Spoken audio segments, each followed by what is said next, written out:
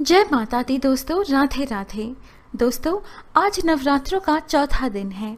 नवरात्रों में श्री दुर्गा सप्तशती के पाठ का अत्यधिक महत्व होता है। श्री दुर्गा सप्तशती में कुल 13 अध्याय हैं। प्रथम 4 अध्याय से हमने जाना कैसे देवी का प्रादुर्भाव हुआ, किस प्रकार महिषासुर का वध हुआ, जिससे प्रसन्न हुए देवता देवी की स्तुति करने लगते हैं और वरदान में बस यही मांगते हैं कि जब भी वे देवी का स्मरण करें तब तब वह प्रकट हो, उनकी रक्षा करे। नवरात्र के चौथे दिन श्री दुर्गा सप्तशती के पंचम, षष्ठम, सप्तम और अष्टम अध्यायों का पठन करना चाहिए। इन अध्यायों में हमें माँ काली और रक्त बीज के वध की कथा मिलती है।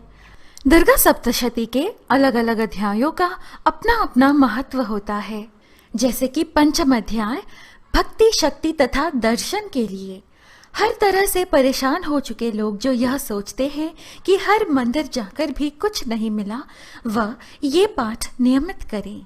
षष्ठम अध्याय यानी छठा अध्याय डर, शक, बाधा हटाने के लिए। राहु का अधिक खराब होना, केतु का पीड़ित होना, तंत्र, जादू, भूत इस प्रकार के डर पैदा करता है, तो आप इस अध्याय का पाठ करें। सप्तम अध्याय यानी 7वां अध्याय हर मनोकामना पूर्ण करने के लिए। सच्चे दिल से जो कामना आप करते हैं जिसमें किसी का अहित ना हो, तो यह अध्याय कारगर है। और अष्टम अध्याय यानी कि 8वां अध्याय मिलाप व वशीकरण के लिए। वशीकरण गलत तरीके नहीं अपितु भलाई के लिए हो और कोई बिछड़ गया हो तो यह असरकारी है। आज इन्हीं अध्यायों का पाठ करना चाहिए। आइए श्रवण करें। कहिए जय माता दी, लिखिए जय माता दी। पूर्व काल में शुंभ निशुंभ नामक असुरों ने अपने बल के मद से इंद्र का त्रिलोकी का राज्य छीनकर स्वयं ही उनका उपयोग करने लगे। इस तरह से दैत्यों द्वारा निकाले हुए देवता अपराजिता देवी का स्मरण करने लगे। इस प्रकार जब देवता स्तुति कर रहे थे तो उसी समय पार्वती देवी गंगा में स्नान करने के लिए आई। तब उनके शरीर से प्रकट होकर शिवा देवी बोली, शुंभ दैत्य के द्वारा स्वर्ग से निकले हुए और निशुंभ से हारे हुए यह देवता मेरी स्तुति कर रहे हैं। पार्वती के शरीर से अंबिका निकली थी, इसलिए उनको संपूर्ण लोक में कौशिकी कहते हैं। कौशिकी के प्रकट होने के पश्चात पार्वती देवी के शरीर का रंग काला हो गया और वह हिमालय पर रहने वाली कालिका देवी के नाम से प्रसिद्ध हुई। फिर शुंभ और निशुंभ के दूत चंडमुंड वहां आए और उन्होंने परम मनोहर रूप वाली अंबिका देवी को देखा। फिर वह शुंभ के पास जाकर बोले, महाराज, एक अत्यंत सुंदर स्त्री हिमालय को प्रकाशित कर रही है। वैसा रंग रूप आज तक हमने किसी स्त्री में नहीं देखा। हे असुरेश्वर, आप उसको ग्रहण कर ले। वह स्त्री स्त्रियों में रत्न है। वह अपनी कांति से 10 दिशाओं को प्रकाशित करती हुई वहां स्थित है, इसलिए आपका उसको देखना उचित है। चंडमुंड का यह वचन सुनकर शुंभ ने विचारा कि सुग्रीव को अपना दूत बनाकर देवी के पास भेजा जाए। प्रथम उसको सब कुछ समझा दिया और कहा कि वहां जाकर तुम उसको अच्छी तरह से समझाना और ऐसा उपाय करना जिससे वह प्रसन्न होकर तुरंत मेरे पास चली आए। भली प्रकार समझाकर कहना। दूत सुग्रीव पर्वत के उस रमणीय भाग में पहुंचा जहां देवी रहती थी। दूत ने कहा, हे देवी, दैत्यों का राजा शुंभ जो इस समय तीनों लोगों का स्वामी है, मैं उसका दूत हूँ और यहाँ तुम्हारे पास आया हूँ। अब जो कुछ उसने कहला भेजा है वह सुनो। मैं तुम्हें संसार की स्त्रियों में रत्न मानता हूँ, क्योंकि रत्नों का उपभोग करने वाला मैं ही हूँ। अब यह मैं तुझ पर छोड़ता हूँ कि तू मेरे या मेरे भाई निशुंभ की सेवा में आ जाए। भगवती दुर्गा मन ही मन मुस्कुराई और इस प्रकार कहने लगी, हे दूत, शुंभ इस समय तीनों लोगों का स्वामी है और निशुंभ भी उसी की तरह पराक्रमी है, किंतु इसके संबंध में मैं जो प्रतिज्ञा कर चुकी हूँ उसे मैं कैसे झुठला सकती हूँ। जो मुझे युद्ध में जीत लेगा और मेरे अभिमान को खंडित करेगा तथा बल में मेरे समान होगा, वही मेरा स्वामी होगा। इसलिए शुंभ अथवा निशुंभ यहाँ आवे और युद्ध में जीतकर मुझसे विवाह कर ले। देवी की बात सुनकर वह दूत वहां से असुरेंद्र के पास पहुंचा और सारा वृतांत उसे कह सुनाया। दूत की बात सुन असुरेंद्र के क्रोध का पारावर न रहा और उसने अपनी सेनापति धूम्रलोचन से कहा, तुम शीघ्र वहां जाओ और उस दुष्टा के केशों को पकड़कर उसे घसीटते हुए यहाँ ले आओ। शुंभ के इस प्रकार आज्ञा देने पर धूम्रलोचन 60,000 राक्षसों की सेना के साथ लेकर वहां पहुंचा और देवी की ओर लपका, किंतु देवी ने उसे अपनी हुंकार से ही भस्म कर डाला। यह देखकर असुर सेना देवी की ओर बढ़ी, परंतु अंबिका ने उन पर तीखे बाणों, शक्तियों तथा फरसों की वर्षा आरंभ कर दी। इतने में देवी का वाहन भी अपनी ग्रीवा के बालों को झटकता हुआ और बड़ा भारी शब्द करता हुआ असुर सेना में कूद पड़ा।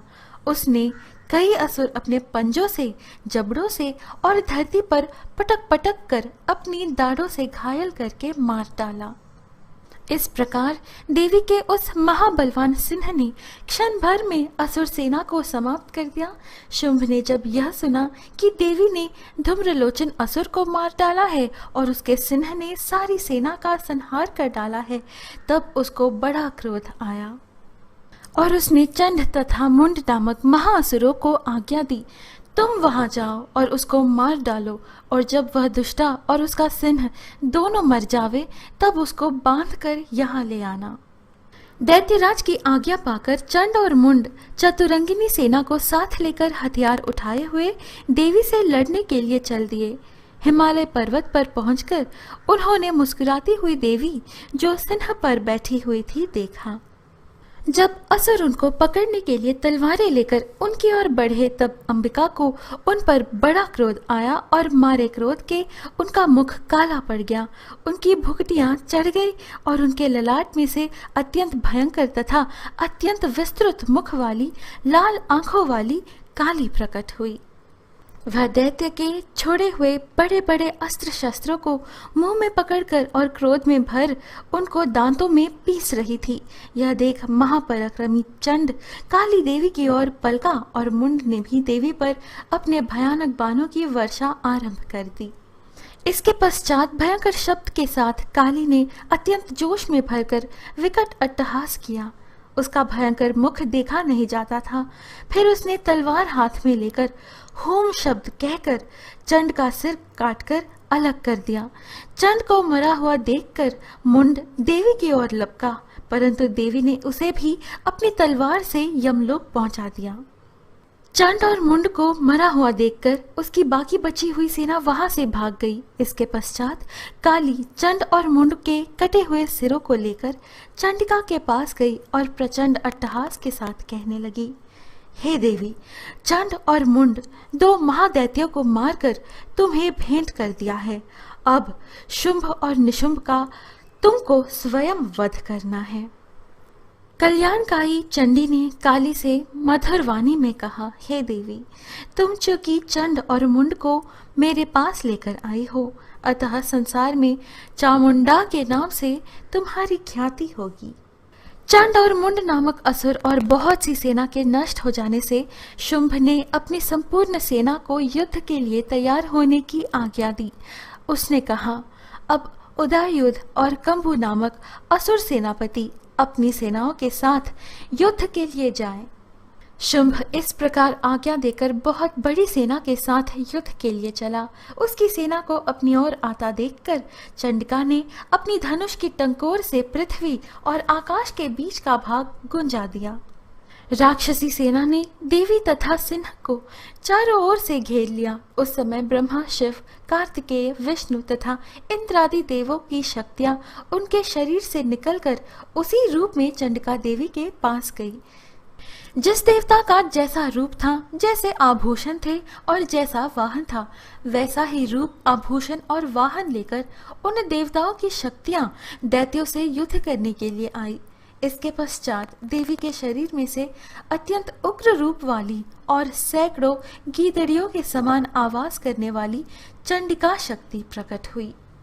उस अपराजिता देवी ने भगवान शंकर जी से कहा, हे प्रभु, आप मेरी ओर से दूत बनकर शुंभ और निशुंभ के पास जाइए और कहिए, जो तुम्हें अपने जीवित रहने की इच्छा हो तो त्रिलोकी का राज्य इंद्र को दे दो। देवता को उनका यज्ञ भाग मिलना आरंभ हो जाए और तुम पाताल को लौट जाओ। चूंकि उस देवी ने भगवान शंकर को दूत के कार्य में नियुक्त किया था, इसलिए वह संसार में शिवदूती के नाम से विख्यात हुई। भगवान शंकर से देवी का संदेश पाकर उन दैत्यों के क्रोध का कोई आर पार ना रहा और वह जिस स्थान पर देवी विराजमान थी वहां पहुंचे और जाने के साथ ही उस पर बाणों और शक्तियों की वर्षा करने लगे। देवी ने उनके फेंके हुए बाणों, शक्तियों, त्रिशूल और फरसों को अपने बाणों से काट डाला। इस तरह क्रोध में भरे हुए मातृगणों द्वारा नाना प्रकार के उपायों से बड़े बड़े असुरों को मरते हुए देखकर राक्षसी सेना भाग खड़ी हुई और उनको इस प्रकार भागता देखकर रक्तबीज नामक महापराक्रमी राक्षस क्रोध में भरकर युद्ध के लिए आगे बढ़ा। उसके शरीर से रक्त की बूंदें पृथ्वी पर जैसे ही गिरती थी, तुरंत वैसे ही शरीर वाला तथा वैसा ही बलवान दैत्य पृथ्वी से उत्पन्न हो जाता था। इस प्रकार उस रक्तबीज के रुधिर से उत्पन्न हुए असुरों से संपूर्ण जगत व्याप्त हो गया, जिससे देवताओं को भय हुआ। देवताओं को भयभीत देखकर चंडिका ने काली से कहा, हे चामुंडे, अपने मुख को बड़ा करो और मेरे शस्त्रघात से उत्पन्न हुए रक्त बिंदुओं तथा रक्त बिंदुओं से उत्पन्न हुए महासुरों को तुम अपने इस मुख से भक्षण करती जाओ। इस प्रकार रक्त बिंदुओं से उत्पन्न हुए महादैत्यों को भक्षण करती हुई तुम रणभूमि में विचरो। इस प्रकार रक्त क्षीण होने से यह दैत्य नष्ट हो जाएगा। तुम्हारे भक्षण करने के कारण अन्य दैत्य नहीं होंगे।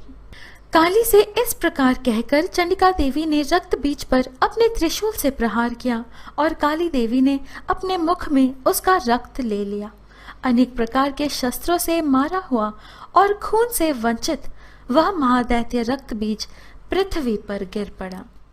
आशा है तो इससे आज के दुर्गा सप्तशती का पठन श्रवण संपूर्ण होता है।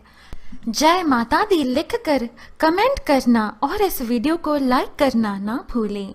दुर्गा सप्तशती के अन्य अध्याय और नवदुर्गा के कथाएं और आध्यात्मिक वीडियोस पाने के लिए कृपया हमारे YouTube चैनल पवित्र वचन को सब्सक्राइब कर हमसे बने रहिएगा। अभी मुझे अनुमति दीजिए, फिर मिलेंगे अगली वीडियो में। जय माता दी।